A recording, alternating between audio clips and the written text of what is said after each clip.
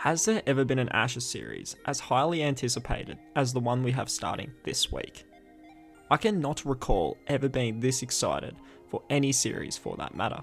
Both Australia and England's test sides are in peak form and have looked virtually unstoppable leading into the first test.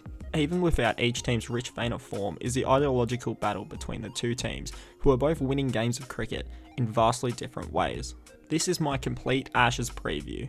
We're going to look at the form of both sides, as well as the key battles I'm most looking forward to within the series. Let's go. As we all know, a few days ago Australia pumped India to win the World Test Championship. This performance was immensely impressive. No one suspected that Australia would be so dominant in this match. I thought that India's strong fast bowling stocks, led by Shami and Siraj, would account for Australia's openers and expose the middle order early enough to make some inroads. That is why, in my opinion, David Warner's 43 is being criminally underrated in the context of the match. That innings allowed just enough time for the skies to clear, meaning that Smith and Head could go about plundering the Indian batsmen. After day one, the match became a lot closer than it probably should have been, as India tried to claw their way back into the match, eventually leaving Australia with a minorly stressful situation on day 5. Ultimately, it didn't matter, and Australia ended up winning the test match without it feeling like they really played their best cricket. That's a major positive for Australia, who no longer rely on any one batter or bowler, and that is going to be especially important for the 5 tests against England. This series isn't going to be like 2019, when Australia relied on Steve Smith getting a century every time he went out to bat. It's going to have to be much more of a team effort to beat this England team. The WTC final win was a huge accomplishment for the Australian team, and it's certainly one that will silence Pat Cummins' critics, at least for now. It's a huge testament to the work that the team has done over the last 2 years. With that being said, Cummins and the Aussies haven't faced a challenge like this England side in the last 2 years. In all honesty, they haven't faced anything like this in maybe their entire careers. And I'm not talking just about difficulty of opposition, because in my opinion, a test tour of India is still harder than what Australia is coming up against in the Ashes. No, what I mean is that the uniqueness of the challenge against this England team. On paper, the side is so similar to the team they faced in January of 2021. But of course, the England team has evolved so much since then. While Australia was preparing for the WTC final and the Ashes, England were busy tearing apart Ireland at Lords off the back of a 100 to Ben Duckett and a double 100 to Ollie Pope. Obviously, Ireland aren't exactly a world-class opposition. However, with the context of how well England have played in the last 2 years, it was the final exclamation point ahead of this Ashes series. It's interesting listening to the England players' interviews pre-Ashes series, as it seems they are so incredibly fired up for this series. If you compare it to how they have talked about previous Ashes series, the players seem vastly more confident in their chances. And why wouldn't they be? They have smashed countless world-class bowling attacks all over the park and skittled a number of high-quality batting lineups. They are calling their shot ahead of this Ashes, but even they have not faced a team as strong as Australia in the conditions that, despite being at home, also suit the Aussies. So we have two teams, both riding high on confidence, both feeling unbeatable, but neither have faced a team as strong as the other. With all the respect to India, it definitely feels like the two best teams in the world are facing each other in this series. There are a number of key battles that will decide this Ashes series. I could make a list of 50, but instead I'm going to focus on the ones I feel are the most important to the overall series result. Let's start with the Aussie openers versus the England bowling attack. I mentioned before that I was impressed with David Warner's innings against India. However, I am remaining wary of the fact that it could be a false dawn. In addition, Usman Khawaja looked all at sea against the swinging ball in both innings, which is a real worry. It was this shot in particular, where he doesn't move his feet at all, that has me most concerned. The ball doesn't swing massively either, it just bounces maybe a little extra. If Uzi is getting out to balls like that against the Indian quicks, it makes me really worry about how he'll go against the bowling of Broad, Anderson and Robinson. All three of them's bread and butter is that delivery that'll travel away from Uzi. Let's not forget how Warner travelled against Broad in 2019 either. That performance is definitely still hanging over him. If Australia's openers can't maintain some sort of partnership at the top, then it could really expose the middle order, as we saw at times during the WTC final. However, it could also go both ways. Given the age and injury-prone nature of England's bowling attack, especially Anderson and Broad. If Warner and Khawaja can hang through, then maybe they could set the platform for the Australian batting to muster a big score. Time will tell, but I really do think that we will know very quickly how this battle is going to go. The next battle I see being vital is Travis Head against Mark Wood. The left-handed number 5 was incredible at the Oval as he flayed genuinely one of the best innings I have ever seen. It wasn't without some luck, but the shots he played was mixed with brutality and cricket IQ in a way that Australian cricket hasn't seen for some time. In a team of players like Warner, Khawaja, Marnus and Smith, who all like to take their time to score, Head is the perfect batting partner to all of them as he can turn up the tempo while they occupy the crease.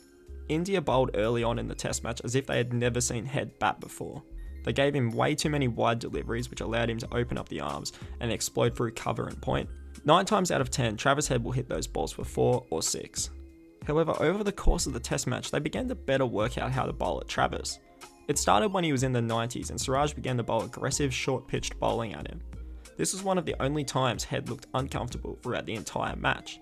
They persisted with the strategy in the second innings, meaning Head over-attacked at the other end, eventually falling to Jadeja. India may have lost the battle to Head in the test match, but they did seem to crack the code on how to bowl at him. And England is very lucky in that they have someone whose speciality is high-octane, fast bowling. Mark Wood is one of my favourite players in world cricket, and one that if injuries hadn't persisted, would have played far more test cricket. I remember watching him play an ODI at the MCG in 2018, and thinking that England could have really used him in the Ashes series that had just passed. He was also, in my opinion, England's best bowler in the last Ashes series, with his spell in Hobart one of the only highlights of the campaign. Ben Stokes is a smart captain, and there is no doubt he was watching the WTC final. The best course of action for him will be to pick Mark Wood for the first test and turn him up to the highest settings when Head comes to the crease. If Wood can go all out for 3 to 4 overs at the start of Head's innings throughout the series, it could really mess with the left-hander's rhythm like it did against India. Even if Head decides to really take on Wood and it gets potentially expensive, it may still be worth it if England gets him out. This all depends on how many games Wood plays during the series due to his injury concerns, but I do feel he's the best equipped to deal with the explosive game of Travis Head. The next matchup is one I never thought I would ever talk about again. Moeen Ali vs Nathan Lyon. Is there anyone on the planet that wasn't happy for Moeen Ali when it was announced he would be returning to the Test team? Following the loss of Jack Leach, Stokes and the England management decided that experience and consistency is what the team needed, and in this case, look no further than Moeen Ali. It never really seemed like we got the feel-good ending to Moeen's career that it seemed we'd get, but finally this could be the perfect ending to Mo's story. It's unlikely that Moeen continues to play Test cricket after this series, no matter how it goes. He's already gone on record numerous times in saying that the workload as an England Test cricketer is too much for him. However, a one-off Ashes series in this type of England team could work wonders for him. Yes, Moeen's bowling is a big reason why he was brought back. However, for England to have him probably coming in at 8 in this hyper-aggressive team would be a massive advantage for them. It's just another player who can come in and do a job for them down the order. I was actually a bit shocked at how good Moeen Ali's test match stats are when I checked. I assumed that he was a bit more average, but these stats for an all-rounder in test cricket are actually incredible. There is one man that Moeen has to conquer if he is to have an impact on this Ashes series, and that's Nathan Lyon. Gary is vital to Australia's chances in this Ashes series in general. You would really think England are going to really try and attack him, so it's going to be extremely tough for Lyon to keep his composure throughout the series. However, Lyon has had the wood over England for most of his career. Most of it. But in particular, he has had it over Moeen Ali. In their past 11 meetings, Lyon has got Moeen 9 times. The strategy was apparently sourced from Lyon's time playing county cricket at Moeen Ali's county Worcestershire, where he found out about how Moeen Ali likes to attack the spinner early. As a result, Lyon set the field steep to him and forced him to play the long game. The results were stunning and led to Moeen really struggling in Ashes contests before his retirement. If Lyon can get Moeen out a few times early in the series, it could make Moeen and maybe even the English selection panel ponder if he really is good enough to come back into Test cricket. However, I feel that the ultra-aggressive style of cricket under McCullum will suit Moeen massively, and he could potentially flip the script on Lyon. I cannot wait to see how this battle will go. I've left this final matchup at last for a reason, and that's because it is the one that is most important to the result of this Ashes series. It is quite simply the Australian bowlers versus BAZBALL. This Australian bowling attack is one of the greatest the country has produced.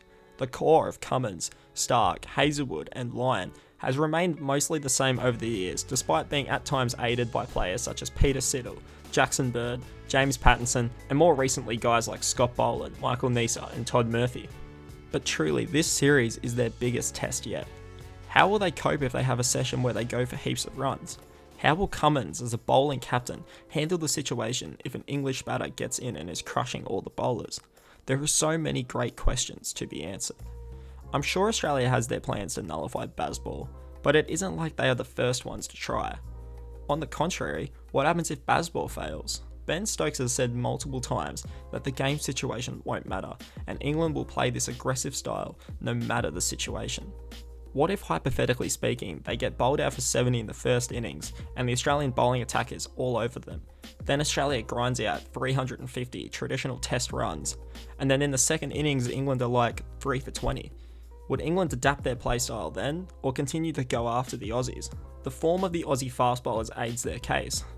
Scott Boland is appearing as the perfect BAZBALL antidote, a bowling machine that puts the ball in the exact same area, ball after ball after ball. Will England even be able to attack him? What about Cummins and Hazlewood? They won't exactly be trying to bowl half volleys at the English. Stark is a bit loose, but he could even be turned into a short ball weapon. With guys like Neser on the bench, it's not like Australia doesn't have options. It's going to be fascinating to watch how each side tackles the other's tactics over the course of the series. I don't think it's too crazy to say that this battle could decide the Ashes. There is so much on the line for the both sets of players heading into this Ashes series. Pride seems to be the biggest theme for both teams. For this England team, this series presents a chance to beat this Australian team, which has seemed unbeatable for so long. The last time England won the Ashes was 2015. That was nearly 10 years ago now. During that time, the team has seemed weak and nowhere near as determined to win the series as their southern rivals, but now they really fancy their chances. And as Ollie Robinson said, they don't want to beat Australia, they want to smash them. A series win for England would mean validation of Brendan McCullum's style of cricket. We've seen it work in various conditions against vast opponents, but can it work in the cauldron of a 5-test Ashes series? Pride for the Australian team is on the line too. This England team has been calling out the Australians for some time now, like a boxer challenging the champion to a fight for the throne. And Australia have stood tall in the media, insisting that it won't work against their bowlers or in conditions that don't suit them. I'm just intrigued to see how long it sort of lasts, if it's sustainable. You know, if you come on a wicket that's got some grass on it, and you know Josh Hazlewood and Cummins and Stark are rolling in it, yeah. Is it going to be the same? You know, that things can turn around pretty quick. So I don't know. I'm intrigued by it all. We'll see what happens. It's good fun to just joke about it. They have laughed about BAZBALL, and while I wouldn't go as far to say it's egotistical from the Australians, there is a bit of a healthy arrogance from the Aussies in refusing to believe that England can get the better of them. That's what's going to make this Ashes series such a fascinating viewing. Both teams truly think that they are better than the other one. We will truly be witnessing an unstoppable force colliding with an immovable object.